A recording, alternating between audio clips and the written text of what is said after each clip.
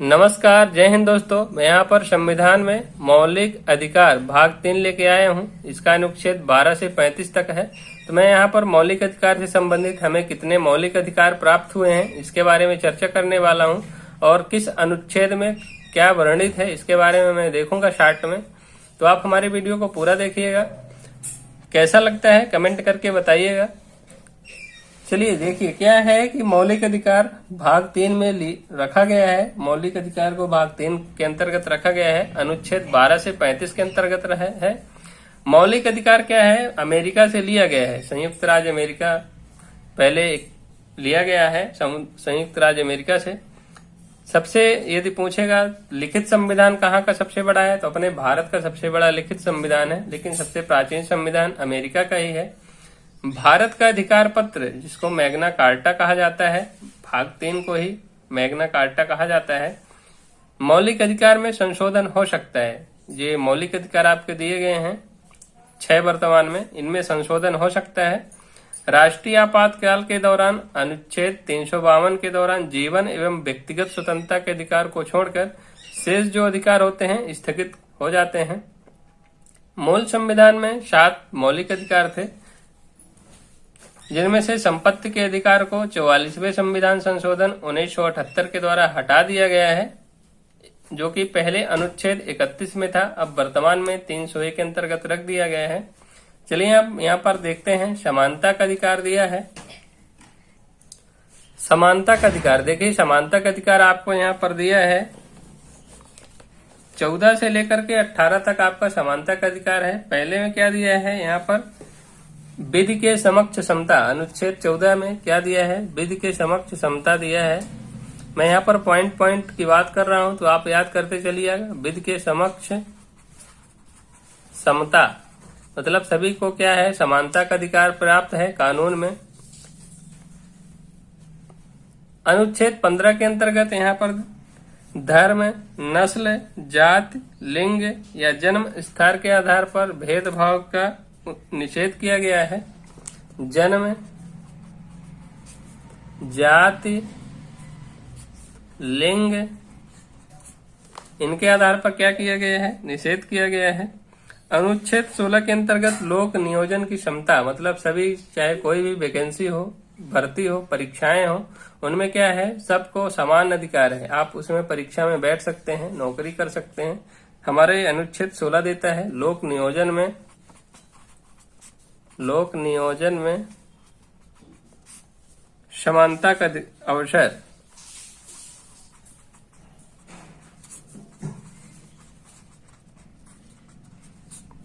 यहाँ पर लोक नियोजन दिया है। किसी भी सरकारी पद या प्राइवेट पद कुछ भी हो, उसमें क्या है? सबको समान अवसर मिलेगा। आप भी उसमें भाग लेकर के कर सकते हैं। अनुच्छेद 17 दिया है अस्पृश्यता का अंत। यहाँ पर 17 में दिया है छुआछूत का अंत जो दिया है अस्पृश्यता का अंत आपका दिया है अनुच्छेद 17 में। अनुच्छेद 18 दिया है उपाधियों का अंत।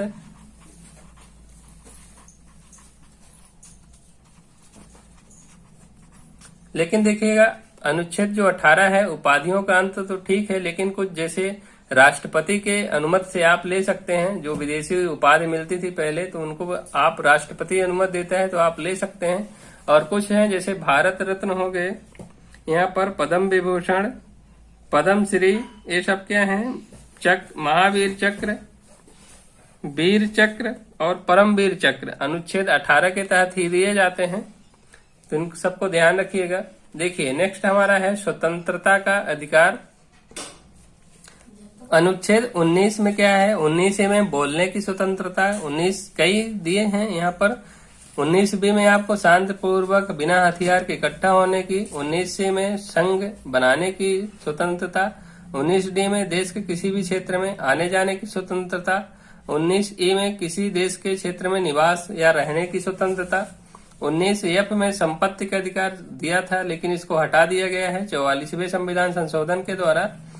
19G में कोई भी व्यापार जीविका चलाने की स्वतंत्रता दी गई है। और जो आपकी प्रेस की स्वतंत्रता है, बोलने की स्वतंत्रता 19A में ही वर्णन किया गया है।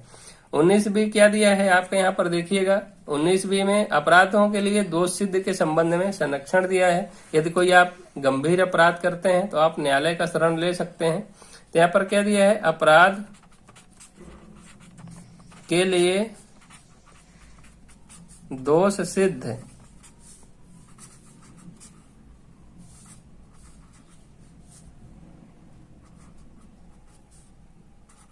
के संबंध में संरक्षण।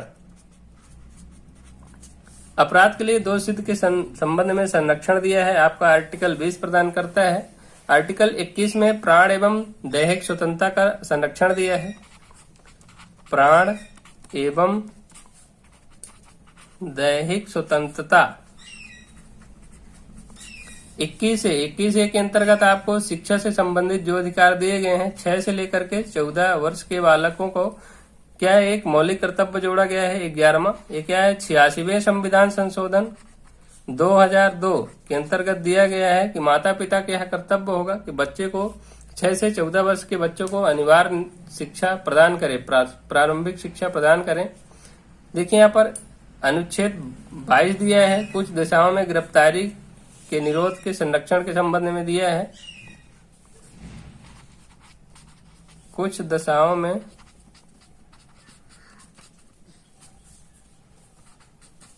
गिरफ्तारी और निषेध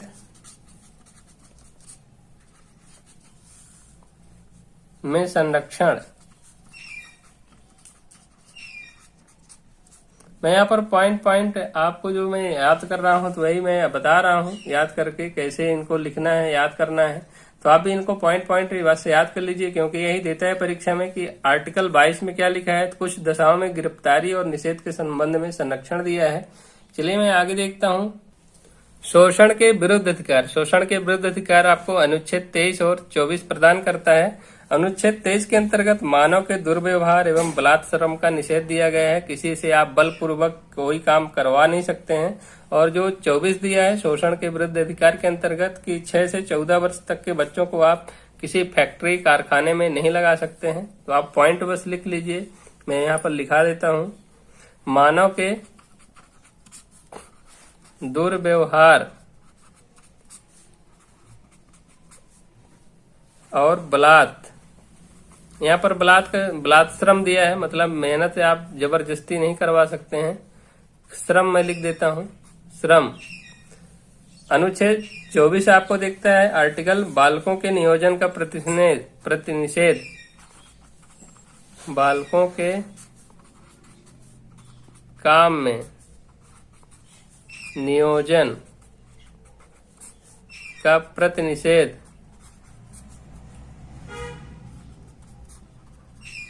यहाँ से आप क्या करेंगे, 14 वर्ष से जो कम बच्चे हैं उनको कारखाने में नहीं रख सकते हैं। ये शोषण के विरुद्ध आएगा, उनका शारीरिक शोषण, मानसिक शोषण आता है। तो अनुच्छेद 24 के अंतर्गत आपके ऊपर कार्रवाई हो सकती है। नेक्स्ट दिया है धार्मिक स्वतंत्रता का अधिकार। यहाँ पर अनुच्छेद 25 से लेकर के 28 तक दिया है धार्मिक स्वतंत्रता का अधिकार। तो पहला दिया है अंतःकरण और धर्म के आबाद रूप में मानने, आचरण और प्रचार करने के लिए स्वतंत्रता। धार्मिक 26वां दिया है धार्मिक कार्यों के प्रबंध की स्वतंत्रता।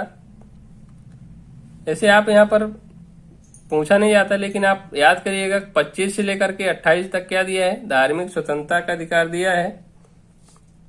चलिए देखते हैं नेक्स्ट, सांस्कृतिक शिक्षा संबंधी अधिकार। अनुच्छेद 29 और 30 यहाँ पर आपको संस्कृत, रीति रिवाज और जो शिक्षा संबंधी अधिकार हैं ये दिए गए हैं, इसके बारे में बात करते हैं। अनुच्छेद 29 के अंतर्गत अल्पसंख्यक वर्गों के हितों का संरक्षण। जो अल्पसंख्यक हैं SC ST OBC, अल्पसंख्यक वर्गों के हितों का संरक्षण। अनुच्छेद 30 आपका देता है शिक्षा संस्थाओं की स्थापना और प्रशासन कार्य का अल्पसंख्यक वर्गों का अधिकार। यहाँ पर जो शिक्षा से संबंधित है, शिक्षा संस्थान और उनका स्थापना, प्रशासन करना, ये सब क्या है, शिक्षा, प्रशासन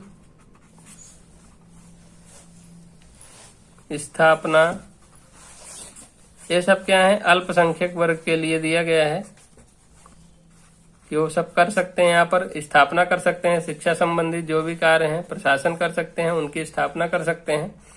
आपको यहाँ पर महत्वपूर्ण है संवैधानिक उपचारों का अधिकार, अनुच्छेद 32, जो कि सर्वोच्च न्यायालय इसी के अंतर्गत रिट जारी करता है। सर्वोच्च न्यायालय जो होता है अनुच्छेद 32 के अंतर्गत रिट जारी करता है।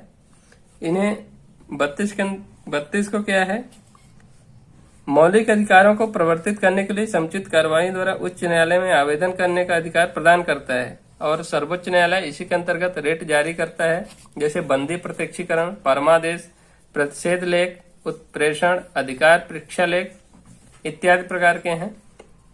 तो आप इन अनुच्छेदों को जो दिया गया है 1 से लेकर के 14 से लेकर के 32 तक, इनको ध्यान रखिएगा।